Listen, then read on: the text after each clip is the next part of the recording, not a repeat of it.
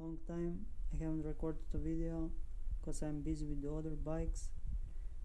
Today here we have another Honda Dio AF34. It's gonna be a base setup with Malossi Sport, Athena Racing crankshaft, Polini transmission, this is Motoforce bell, some better brakes, NTN bearings, and some jets for tuning. Also I have some rollers. So today I'm gonna be assembling the engine and then the CVT and the carburation and everything. So let's get started. First thing, we're putting the bearings on the crankshaft and afterwards we're gonna put it in the engine together. I do this always, first bearings on the crankshaft, then in the engine. Okay, so bearings installed, ready to go. I got my heat gun. Now I'm gonna heat up the engine case so the bearing can just slide in easily. So this first side is in. Now I'm gonna hit the second one. While that's heating, I'm just gonna prepare this engine with a gasket maker, and we go. So everything assembled. I have centered the crankshaft. It spins freely now, as you can see. Now we have to put the seals, then the cylinder.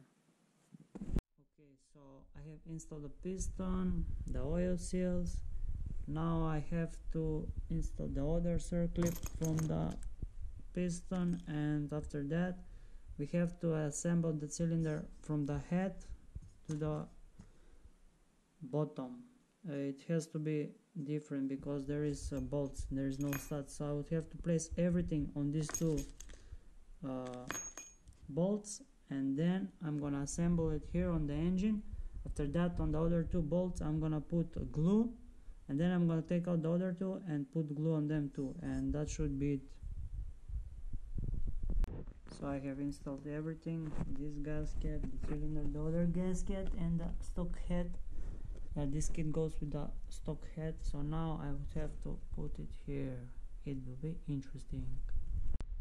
I installed the cylinder, but as you can see, one bolt is missing, and that is because it snapped.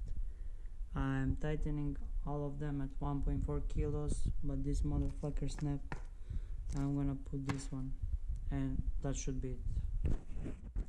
Okay, so I have installed the intake, the reed valve, the carburetor, that's all done. I have also installed the starter, the rotor and stator, and I have mounted the engine here so the variator doesn't catch on the engine, and that's pretty much it.